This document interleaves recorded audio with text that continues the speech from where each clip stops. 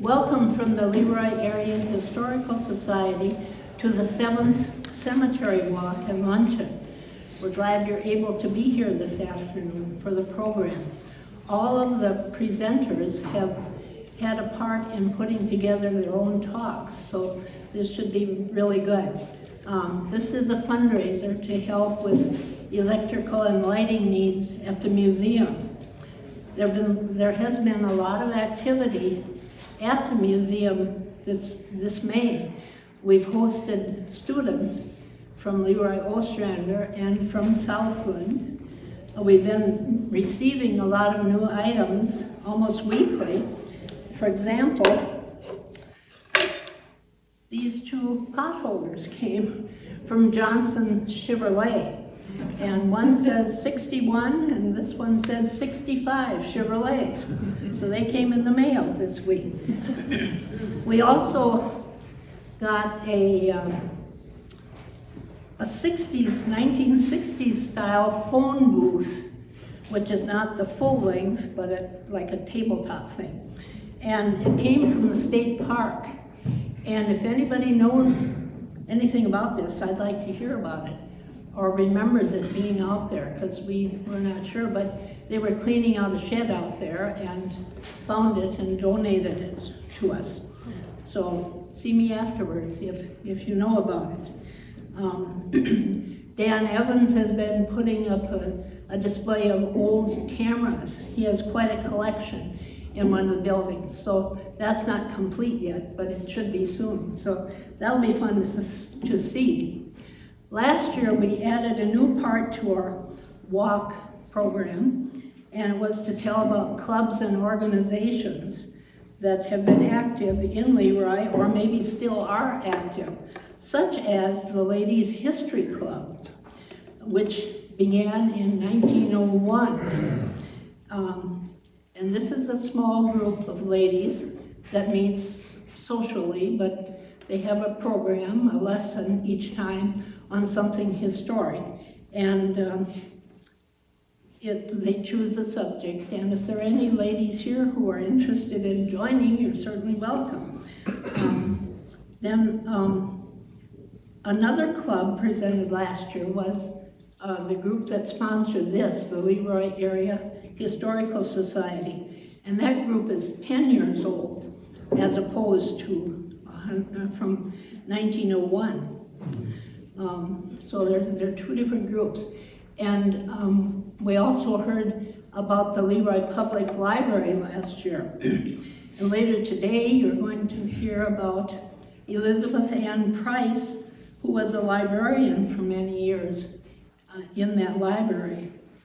So this year, the club asked about having the Masons group that is and still was probably more well attended in years past.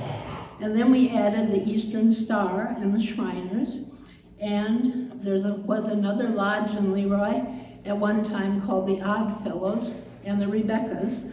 And so we've asked Tom Salto, who is a Mason and a Shriner, if he would tell us about these groups. Good afternoon.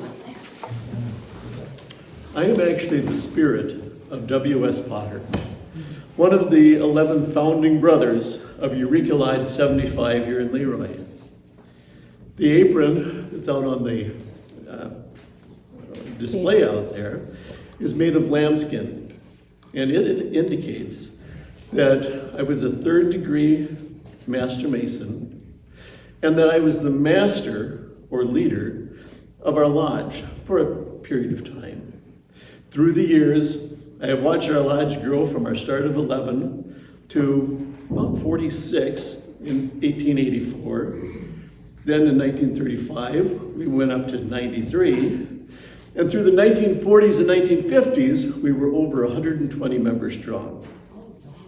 Over the years, we have raised more than brought into our fraternity over 300 new brothers. However, a few years ago, well, a couple of years ago, we were down to only 6 active members. Our hometown lodge was chartered on January 23rd, 1868, but we went dark, had our charter pulled in October of 2023. So now we go to Austin, or the Masons now go to Austin. A little more about the apron. One of the symbols of Masonry. We wear them when we want to be recognized as Masons, both inside and outside of our lodge. Masons are buried with their aprons. So in the afterlife, we will be recognized as Masons. We as Masons believe in the betterment of the community. So when we built our lodge soon after the cyclone of 1894, we built it for community use. It stood about where the public parking lot is now, just west of the Independent Building. The Union Opera House was located on the lower floor, which later became a movie theater, and then a bowling alley. With our lodge rooms and dining hall being on the second floor. I say rooms because the Blue Lodge, that is what we call our main Masonic lodge, and the Eastern Star, which is the ladies' organization of the Masons, were both in separate rooms. Now, Masons can be members of the Eastern Star, but a woman has to have a tie to a Mason through marriage or family. So a father, a brother, a grandfather, an uncle, such as that, to actually be a Star member. For many years, the Odd Fellows also used our lodge rooms for their meetings until 1929, when they built a building of their own across the street. Now, the Odd Fellows Lodge was the first and only gymnasium in Leroy until the public school and built the high school and gymnasium in the 1940s. Many people think that the Odd Fellows and Masons are associated, but we're not. We have the same main goals, helping our fellow mankind and communities with no regards to religion or wealth. The only requirements is that either fraternity is that you have a belief in a supreme being, be of good and moral standings, and be loyal to your country. Both fraternities are interested in making good men better. The Masonic order can trace its roots back to the building of King Solomon's Temple as operative Masons, and that would have been about 1000 BC. And in the 12th century, as speculative Masons. The International Order of Odd Fellows, IOOF, was formed in the early 1800s, with their roots going back to the 1700s, and some say back as early as the 13th century, but you gotta follow the roots to see that. The women's organization for the Odd Fellows is the Rebeccas. Both men and women can belong to either or both organizations. The Masons also have children and young adult organizations. The boys' organization is called the DeMolay, and the girls have two organizations, Job's Daughters and the Rainbow Girls. Some of you have probably seen parades where clowns, little car drivers, motorcycles, bagpipers, or brightly outfitted men playing little funny horns and beating the drums were all wearing a dark maroon inverted bucket hat called a fez. These are all Masons. Or Shriners, I should say. The shrine is called the playground of Masonry. The ancient Arabic order of the Nobles of the Mystic Shrine is their official name. Abbreviated, it's AONMS. If you rearrange those letters, it actually spells out a Mason. That's what Shriners are. Every Shriner has to be a Mason, but not all Masons are Shriners. The shrine started here in the United States in the late 19th century for the purposes of helping the community even more by building hospitals to help children through their burn and crippled children's centers. Now, the Masons also have hospitals, such as University of Minnesota's Masonic Cancer Center. Sorry, I got off track. Back to our lodge. Eureka Lodge over the years has been very active in communities and community service by awarding scholarships to graduating seniors and bicycles to grade school children through their Bikes for Books program. They have also sponsored many Kids ID sessions so that the parents could have an active package that they could use to ID their child should the child ever be lost or abducted. Outside of Leroy, the Masonic fraternity has an interesting history, including having 15 United States presidents were Masons. The men of the American Revolution that planned and led the revolution were Masons. Many of the signers of the Declaration of Independence were Masons. In fact, the city of Washington, D.C. was designed and laid out using Masonic symbolatry. There have been many movie stars and TV stars, such as John Wayne and Leonardo DiCaprio, that were Masons. Many past and present world leaders belong to the Brotherhood of Masonry, including Prince Harry. When you walk through the cemetery, you may see MASON, or a symbol of a carpentry square overlaid on a drawing, or on a compass a drawing compass, that you used to make carpentry things with. Engraved on the tombstones. These insignias designate that the man in the grave was a Mason during his life. In fact, there's a city located just south of here that was founded by Masons, Mason City. You may wonder, why haven't I ever met a Mason? The answer is, you probably have, but you didn't realize it. Next question, why? Reason, Masons have been called a secret society, which means we are very proud to be Masons, but we don't advertise that we are Masons.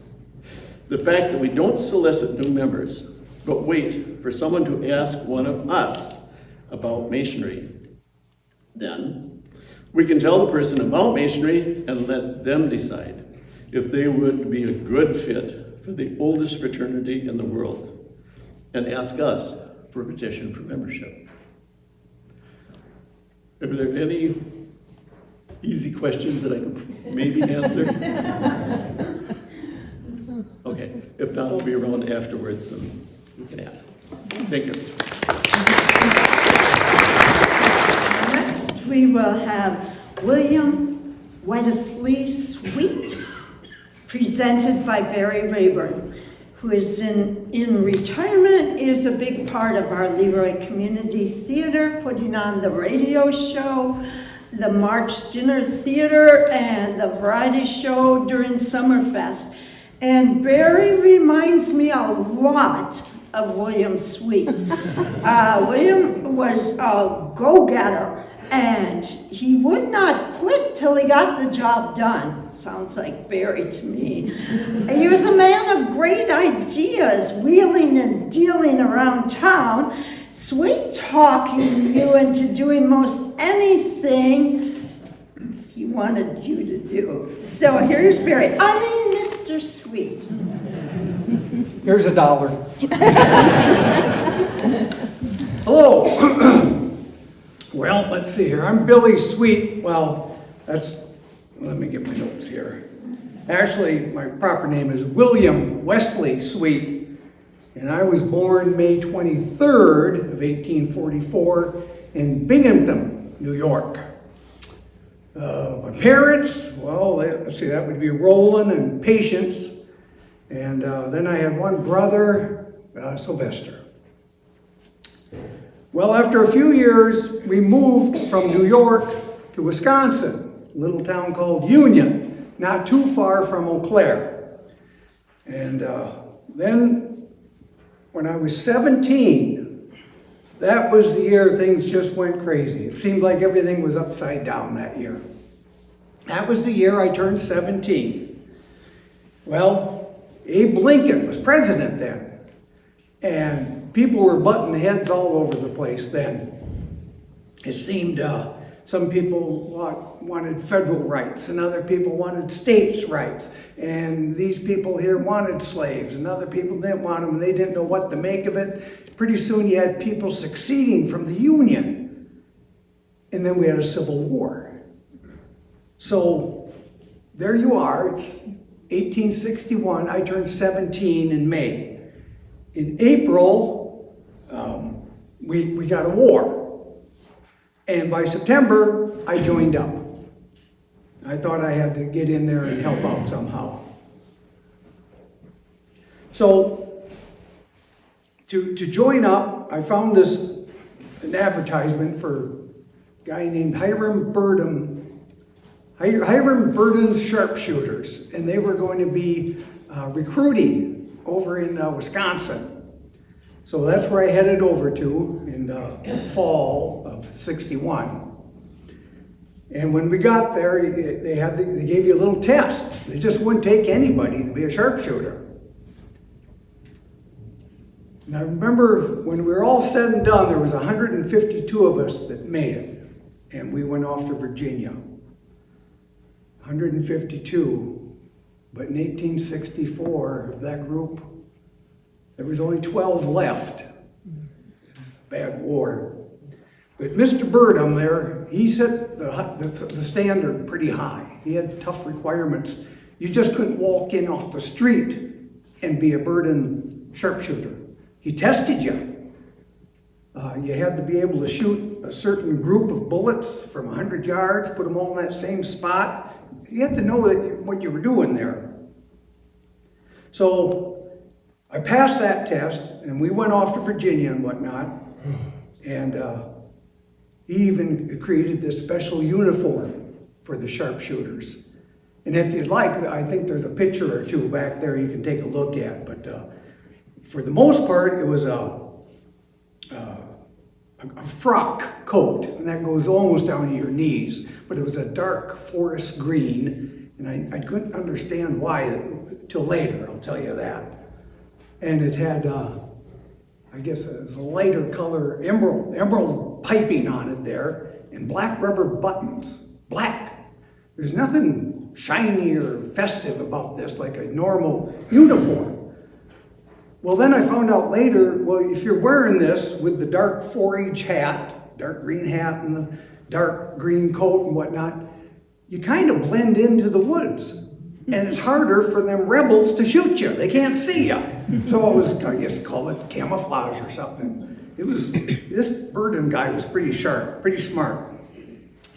And they didn't skimp on the weapons either. They gave us the best rifles you could get. They were made by Sharps.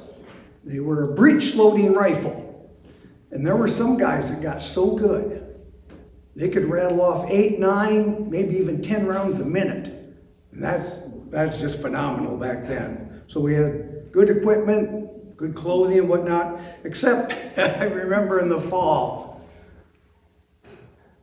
cold weather was going to come. So they sent us some big coats for the winter. They're called a greatcoat. Well, I don't know who the designer was or whatnot, but they were gray. Well, that didn't work out because the other soldiers thought we were rebels, and they started shooting at some of us sometimes. We looked just like Johnny Rebel, down there in Georgia. So they got rid of those. We went to something else. But all told, I suppose I was in like 27 different engagements or battles and whatnot, and I got wounded a couple times, and I took an honorable discharge in '64. And then I worked around the area for a little bit, did a lot of carpentry work. But then I came back to Minnesota, and I ended up in Leroy. And there was quite a hubbub going on then, because by that time the railroad had just finished, and they had a shiny new railroad, except the railroad, they built it a mile south of town. Well, that got all the business people all fired up. So a lot of them realized, if you're going to have a viable business, you got to get down by the railroad. So they ever so slowly they were moving down to the Leroy. They were moving the town of Leroy down by the railroad, is a better way to put it.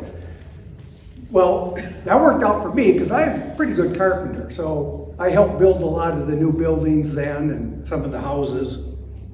So that worked out okay. And then it wasn't too long after that, I met this young lady with beautiful brown eyes. Aramita Bevier. Her folks was Frank and Sarah. They'd been around Leroy for a few years, but I fell in love with her. We got married.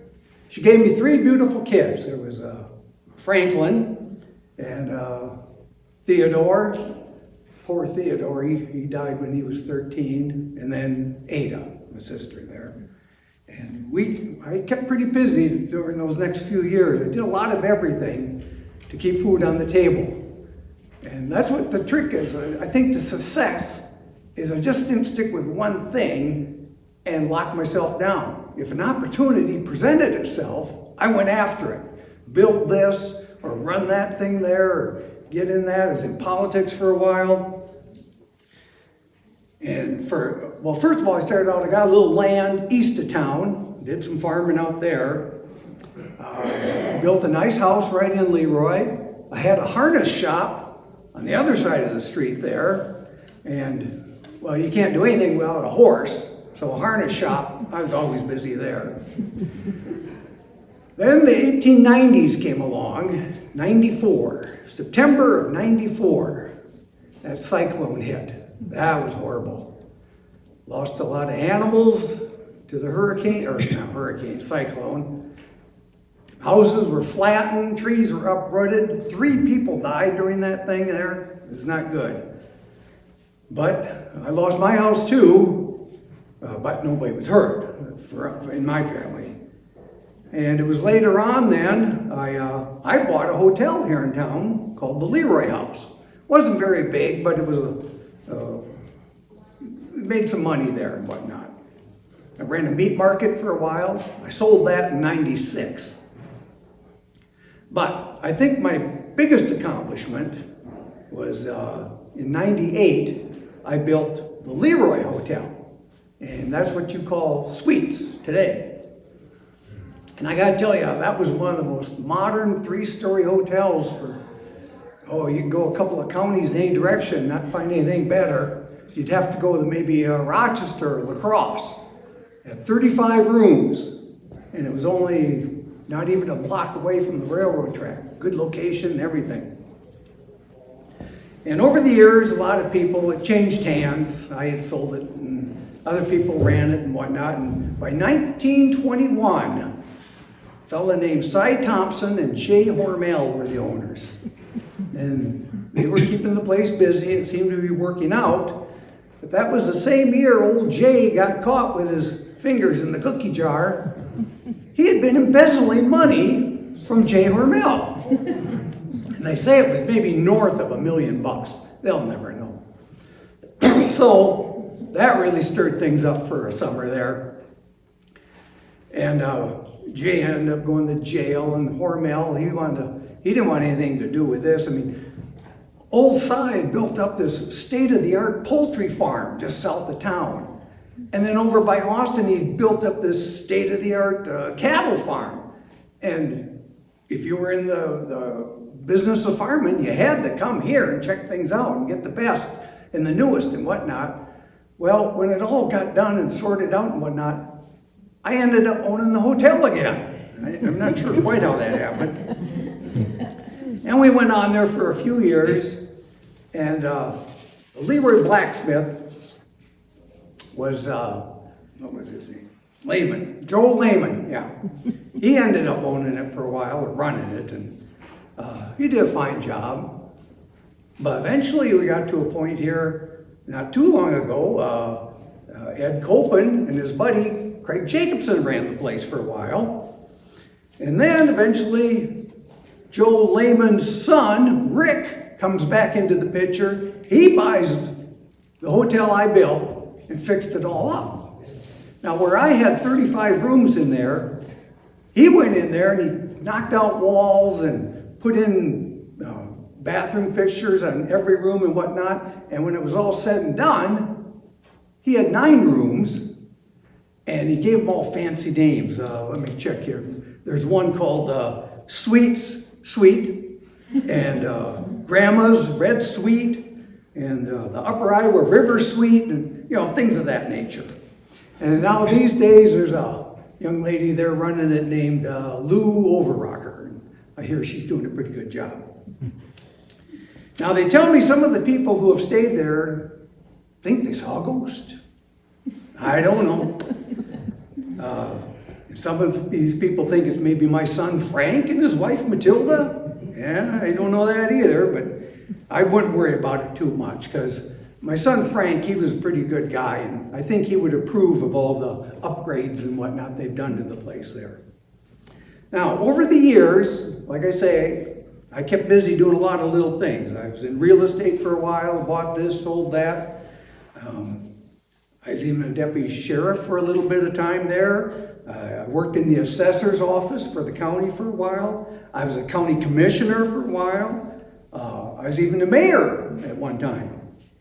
And it went pretty good there for most of my life. And, like I say, that tornado set us back a little bit. I had to build a new house there. But I got in 87 years. That's pretty good, I think. And then I died in 1931. Like I say, he had 3 kids in the hotel, and the hotel's still here. I can understand you get pretty good food there, so. But that's my story, so thank you for your time, and go with the sweets. Thank you. Next up is Elizabeth Ann Price, and she'll be presented by Dawn Holmquist.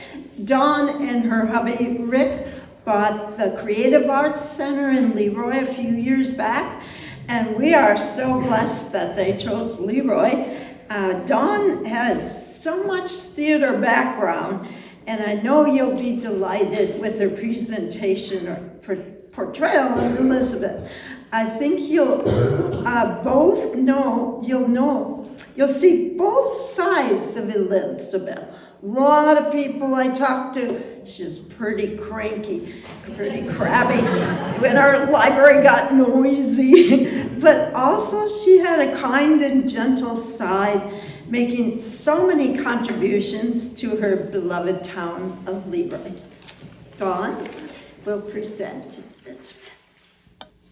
Good afternoon, ladies and gentlemen. My name is Miss Elizabeth Ann Price. It is my privilege to speak to you on this beautiful day in the year of the Lord, 1967. However, it seems needless to introduce myself to all of you, since I have been the librarian in this town for the last 43 years. But since I have been requested to do so, I shall give an account of my life. My father, Edwin Price, was born in 1848 in Shropshire, England. At age 23, he came to America. He then proceeded to farm just south of Leroy in Howard County, Iowa. After establishing himself, he married my mother, Sarah, in 1878.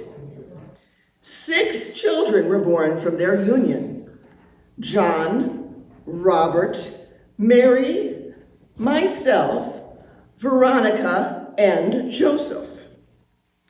Sadly, our dear mother died, leaving a father to continue to raise us on his own. In 1901, he retired from farming and bought a house for his family in Leroy. I was born on February 3rd, 1887, and have lived most of my life here in Leroy. After my high school graduation, I attended Mankato State College and majored in elementary education. After receiving my teaching degree, I taught in Jackson and Zumbrota, Minnesota. I was always a proponent of our library and knew well how the women of the town had wanted a public library and had set to work with a will to have one. It was built in 1915. In August of 1924, the Leroy Library Board offered me the position of librarian. I told them I already had a job teaching school, but I would work a few weeks until school started after Labor Day. Well, I prayed for guidance and began seeing the advantages of living and working in Leroy. I could see my family more often, I could work year-round, and would be able to afford a house of my own. Well, I took the job they offered, and as I said earlier, this is now my 43rd year of employment at the Leroy Public Library. Now, if you excel in math, you probably figured out that I'm presently 80 years old. I may retire next year, but I'm not quite sure if I'm ready to do so. I have loved all the patrons who have come to check out books, but especially the children. Some of you spend time with me after school reading while your parents were working. It was such a joy watching you read the books that I picked out for you. Little Miss Diane here. Is Miss Diane? Okay, I thought I saw her earlier. Well, I hope she still loves reading. She was one of those children. Miss Barbara Orem, is that you? Oh, why? I remember you used to come in every Saturday. You know, I heard you whisper to your friend Joanne that you loved coming to the library to get away from your noisy siblings. I also heard others whisper that I was too strict. Some compared me to a queen, perched on a throne, ruling my kingdom from behind my tall desk. Ascending those library steps to the entrance was awe-inspiring to me as well. And so I demanded good behavior and a quiet atmosphere. To be candid, I feel that the library is my realm, in which I have the responsibility to train youth to be disciplined and respectful citizens. I would rather be thought of as too strict than a mollycoddler who is doing no service to the future generations. I spoke on this very topic at the Women's Federated Club Convention in May 1926. I am of the opinion that crime flourishes because criminals escape punishment. The number of our youthful offenders will continue to increase just as long as overindulgent parents permit their children to indulge unrestrained and unchaperoned. I blame coddling for the increasing number of delinquent children coming from good homes. So firm is my conviction that when no one else was willing to, I served as the town constable or sheriff for Leroy from 1928 to 1932. Some of you maybe have wondered why I never married, but frankly, I can't imagine how I could possibly fit a man into my busy, demanding schedule of responsibilities in public service. To name a few of my activities I've been involved in, I am an active member of Christ Episcopal Church in Austin. I have hosted countless luncheons and picnics at my home for all occasions. I am a 50-year member of the American Red Cross. I was the local chairman for the polio drive and managed the March of Dimes campaign. For 24 years, I have been a member of the Order of the Eastern Star, serving as secretary and treasurer. The organization focuses on charity, loving kindness, friendship, and service to your community. By the way, I've never missed a meeting. I was a member of the American Legion Auxiliary. I am a Women's Federated Club member and chairman of the Federation's Delinquency Committee. For fun, I joined the Dramatic Club. Our first play was Little Women, based on Louisa May Alcott's book, and I played Aunt March. I even managed to help out struggling young mothers and babysit their children while they went shopping and ran errands. I served as chairman of the Mower County Public Health Nursing Auxiliary, where we were trained to assist nurses and doctors in providing patient care during emergencies and disasters. All these experiences never could have prepared me for the fire of our beloved library on November 1965. It caused extensive smoke and water damage to the books and furnishings. The blaze gutted the library building and destroyed over 5,000 books. It was a most discouraging sight. But people really came through when we needed help. Friends of the library rallied to its support, and new books, new desks, new chairs, new tables were purchased. The library reopened last year, and we have joined the Mower County library system, resulting in about 3,000 books being loaned to our library. I have seen a lot of things in my 80 years: the automobile, electrified homes and farms, indoor plumbing, women's rights, 2 world wars, a cyclone that flattened our town, the Great Depression, the Korean War, the Civil Rights Movement, the assassination of JFK, and, unfortunately, the continuation of the Vietnam War. In all that time, I have learned that nothing is more important than faith in God and service to man. God bless you all. Thank you. And our last presentation will be of Bob and June Ora, both passing not too long ago. And I'm always so excited when I can talk family members into sharing their stories about their loved ones. And today, Bob and June's children and spouses will join together to bring you back to the 50s and 60s, raising their children here in Leroy. And I'm sure many of you remember eating June's delicious apple pie and home-cooked meals at the sweet shop Bob and June owned for over 20 years.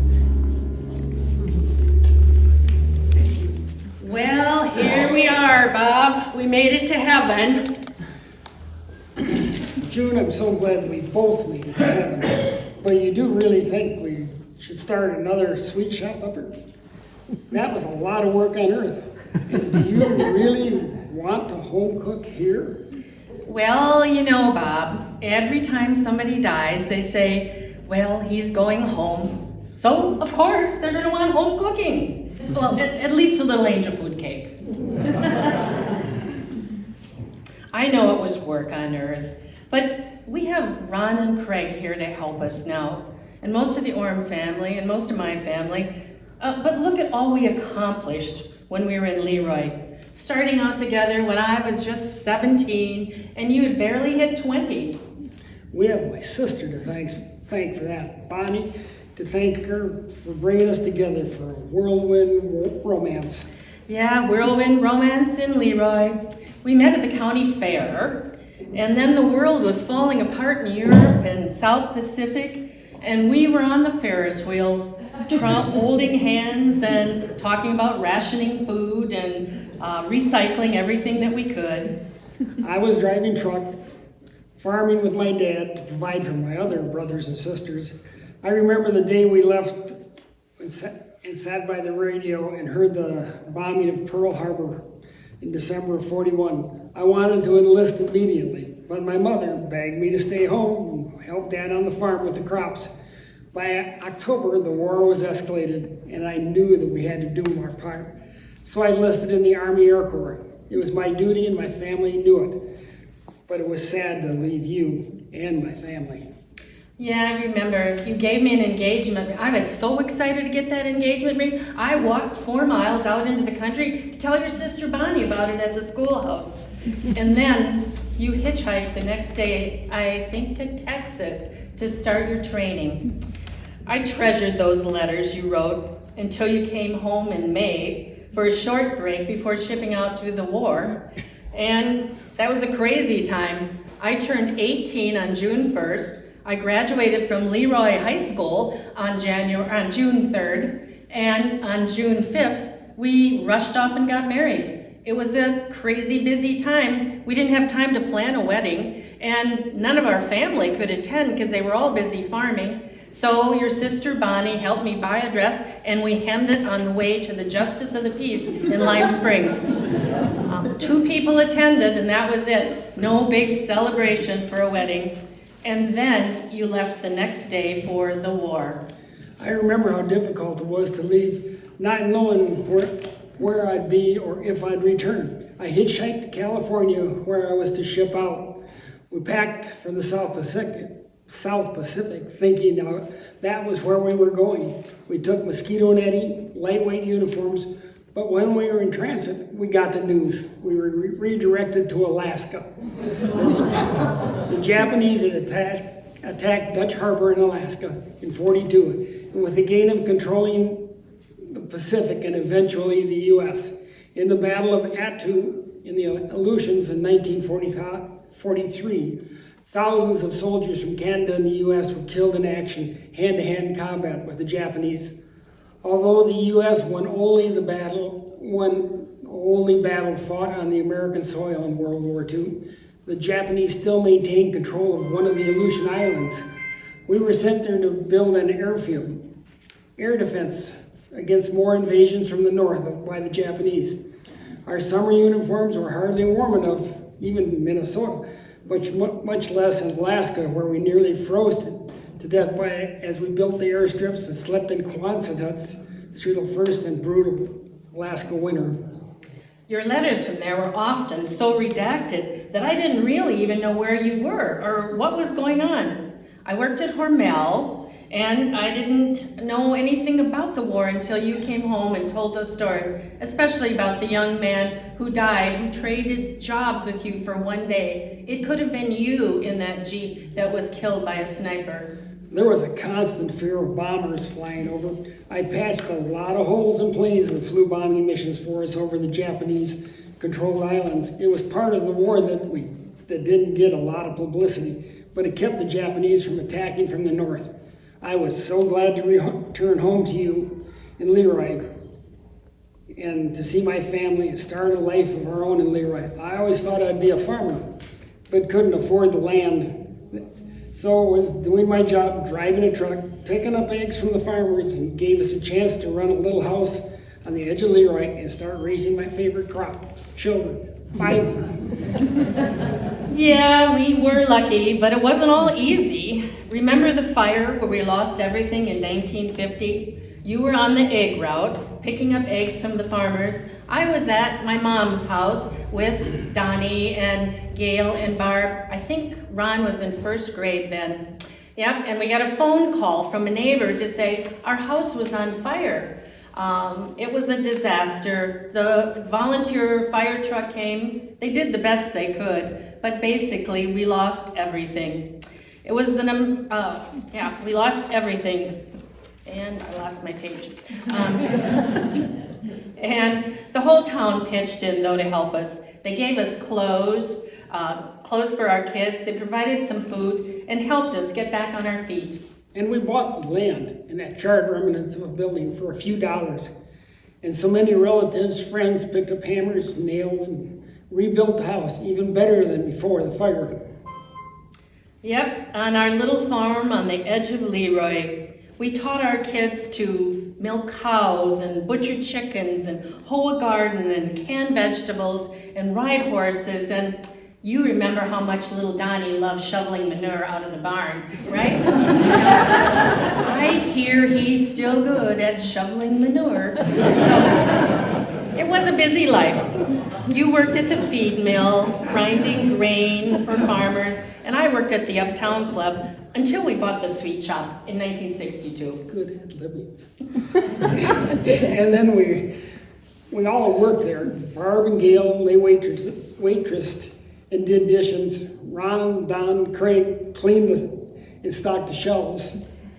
I wonder if here in heaven we'll have to work 12 hours every day if we open the Sweet Shop Cafe.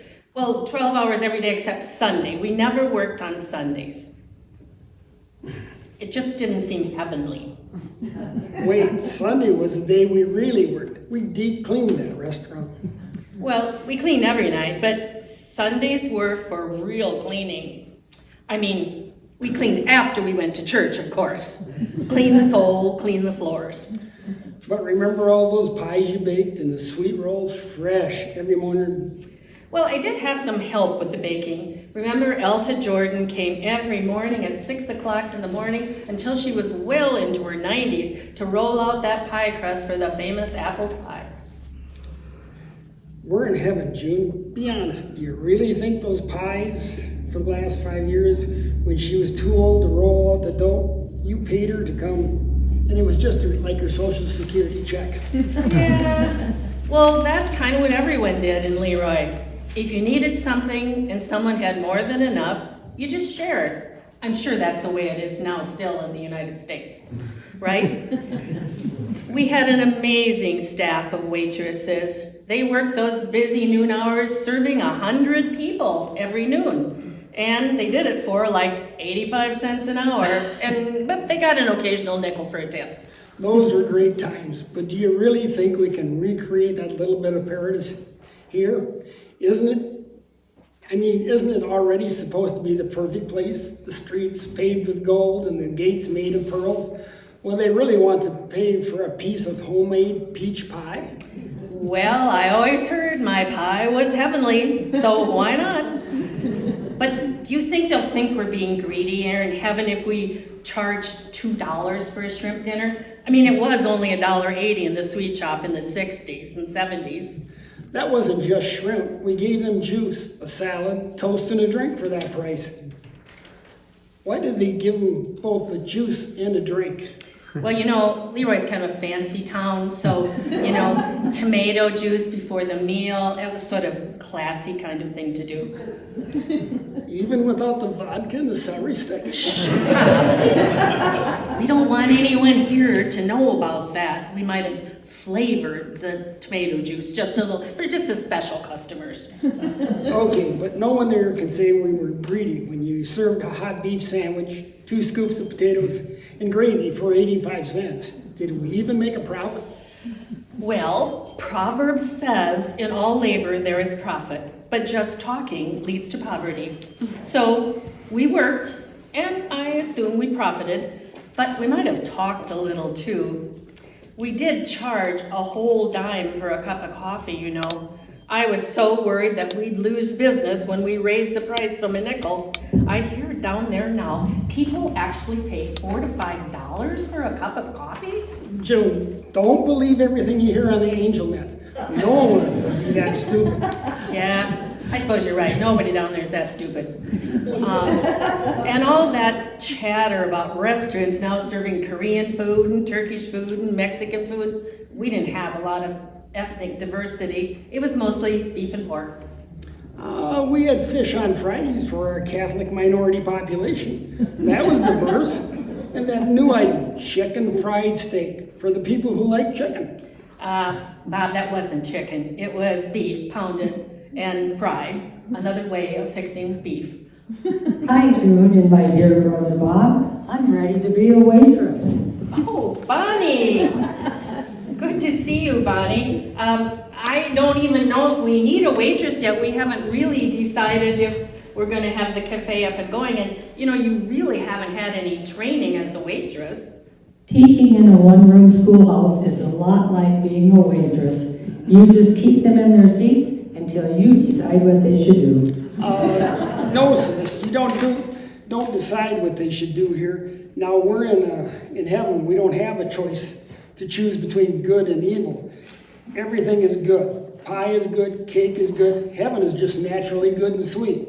Is that devil's food chocolate cake? No, not, of course not. On Earth we had a little devil soup, but no, here it's all strictly angel food. What about talking with heavenly customers? You get to do that, right? Because I'm really good at that. The ladies here from the Presbyterian Church can attest to that. There are ladies here from the Presbyterian Church, right? We don't mention that. There are some Lutherans and other groups here too, but who think they're the only ones allowed in. Don't worry, June. Don't worry there. I'm June. There's plenty of talking here, just like on Earth. The farmers will always tell you what's wrong with the weather and grumble about the crops. They even do that in heaven? Don't they know that God controls the weather and everything? And if they just have a little faith, it'll be okay. Is it allowed to complain now that they're here? It never stopped them on Earth when they were trying to get here. We were farmers then, so I understand. But the sweet shop was a place we all came for a special dinner out when we had an extra $1 until the fire put that on hold. Yes, we had only the restaurant for a couple of years when the fire started during the season of May in 1964. I don't think that they determined the cause. It might have been hobos who built the fire behind the restaurant and let it get out of hand. It burned the sweet shop and some of Mart's furniture. We thought we had lost everything again. But the people surrounded us with that Leroy love. And we're back on the road to recovery because the community cared so much. And a lot of cleaning and building and restocking. Laverne Martz did help us negotiate a change of buildings, so the restaurant was able to open up more quickly because it was one of the few gathering places for people in Leroy. And he sold a lot of furniture over a cup of your coffee. It was a good place to raise our 5 kids. They learned early on that nothing like cleaning the gum off the bottom of the counter can teach humility and respect for others. I might go back to teaching here in heaven. I remember the good old days when chewing gum in class was a cardinal sin. I wonder how many people ended up in that other place for chewing gum in math class. I really don't think that was biblical. Oh, look, it's time for another family reunion on Earth. Should we take a peek and see who's down there? Probably the same people. I think I earned my way into heaven for cooking for all those Orm reunions. Let's see who's cooking now.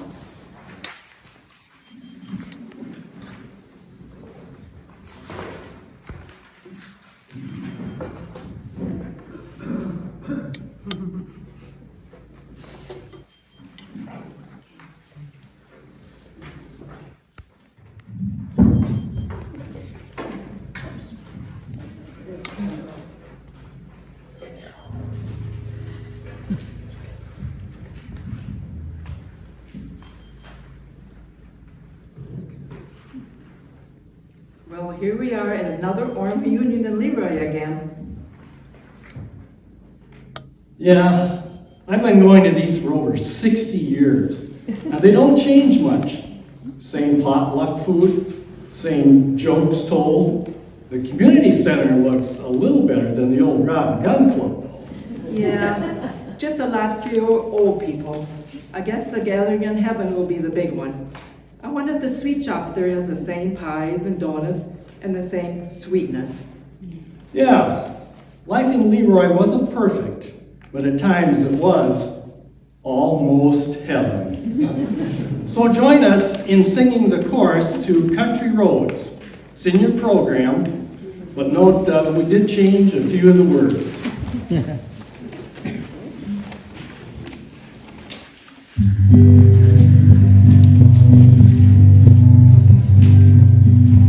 Almost heaven, Minnesota, Southeast Blufflands, Mississippi River.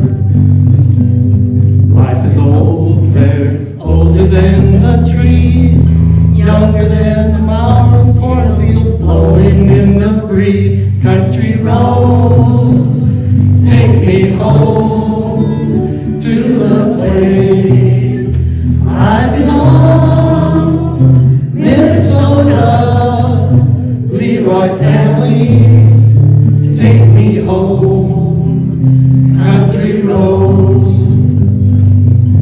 I hear her voice in the morning hour, she calls me. Radio reminds me of my home far away.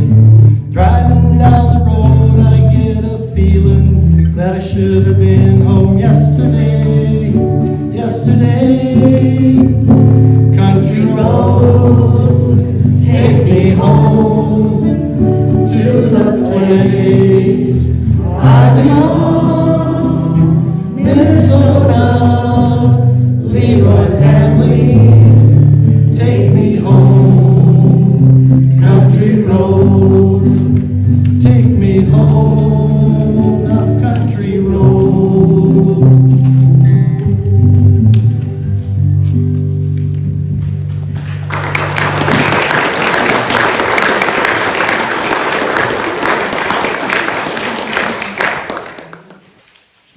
Okay, thanks to all the presenters. I think we should give them all another big